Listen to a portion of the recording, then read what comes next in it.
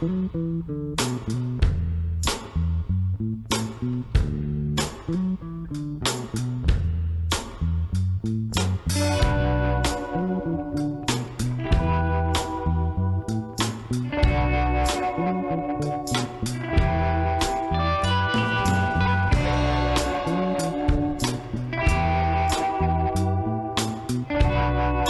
name's Juliana Sech. I'm a practicing interdisciplinary artist here in Victoria, BC.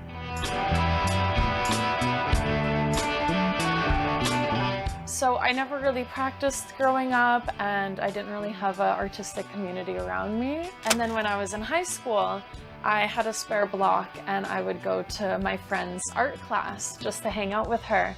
And me and the teacher got really close. And she's like, if you're gonna be here all the time, you might as well like make some work and like get some credits. And yeah, I was, 17 years old and hadn't ever made art. And I was like, okay. And yeah, that's when things really opened for me creatively, learning and practicing with painting and drawing.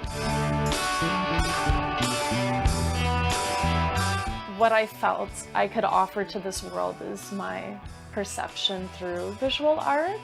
And I think that's the first time I felt purpose. That's kind of how I introduced myself to art. And since that point on, I've dedicated myself to the creative process.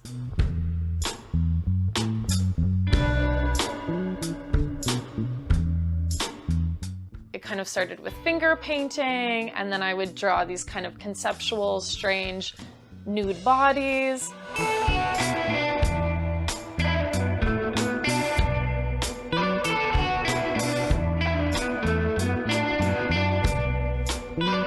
I've always enjoyed like the very raw expressions of humans and emotion.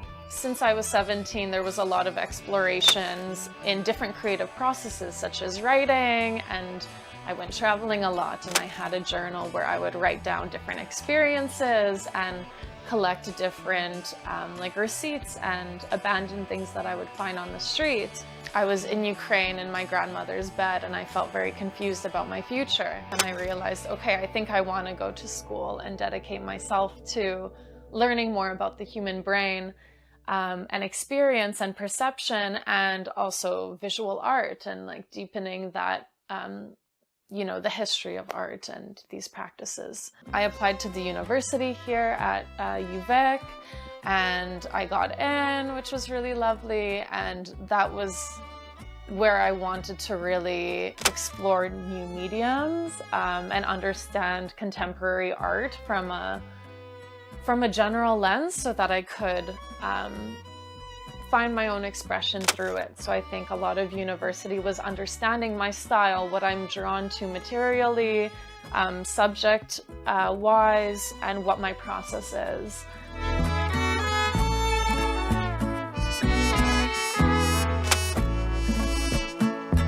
I specifically focused on painting, photography, and video art.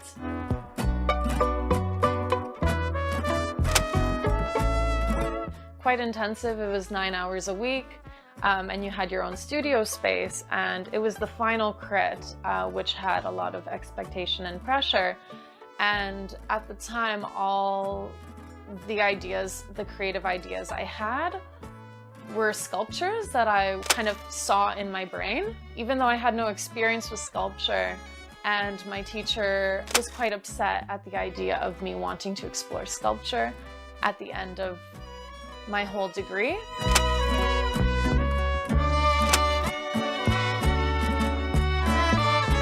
I find that my work is very conceptual based, and for me it's not about a specific material or medium, it's about which medium will express that concept the best and the most clearly.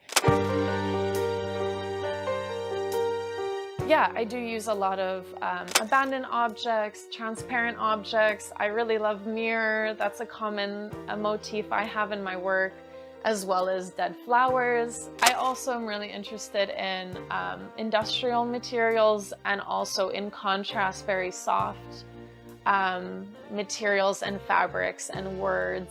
and kind of bringing those two together, because we do live in such an industrial, harsh world. And I think finding the softness and beauty and passion, which is of life and of soul and of expression, is so fulfilling to me. I have a lot of interest in using industrial materials, such as chains and metals and bricks. I think emotionally there's a lot of power in chains and feeling restricted, and I think there's a lot conceptually that can be explored. Even using mirrors as well. It is such a common material that we are surrounded with. The ideas of, self-reflection and, breaking those mirrors and reconstructing it can all have different conceptual themes to it. I find a lot of fascination with bricks and chains and mirrors and harsh and sharp objects. I am really interested in exploring different themes and subjects that are honest to my experiences being a queer neurodivergent individual.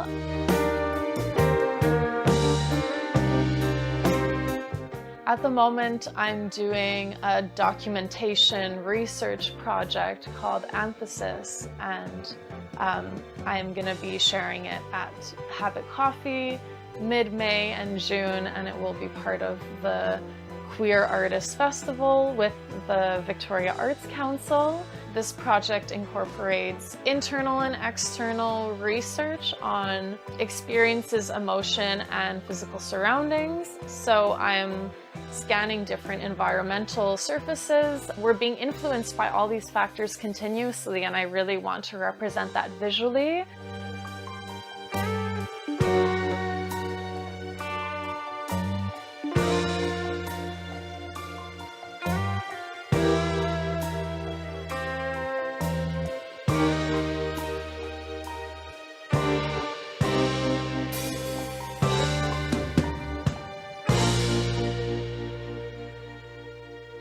When people are looking at my work, I think I just want them to feel genuinely what comes up for them. And, that can be so many different emotions. You might not like the work, you might really connect with the work.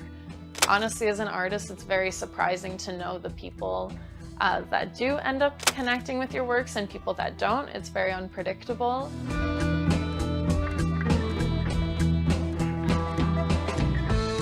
My work is very much of honoring different emotional states that are kind of pushed aside or not wanted to give space to. I find a lot of empowerment, and I think that's also why I like to use a lot of abandoned objects, is because these are objects that are, typically forgotten about, and people try to leave them behind and move forward.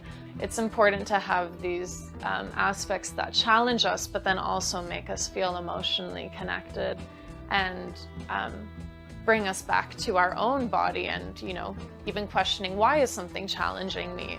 I think in my work, it is very much coming back to emotion and finding connection and love and relation through art, and, bringing up different subjects of mental health and identity. And art is very much an empowerment of emotions and of experiences. And as humans in this world, I think it's important to find other ways that we are connecting and understanding our world through non-verbal forms.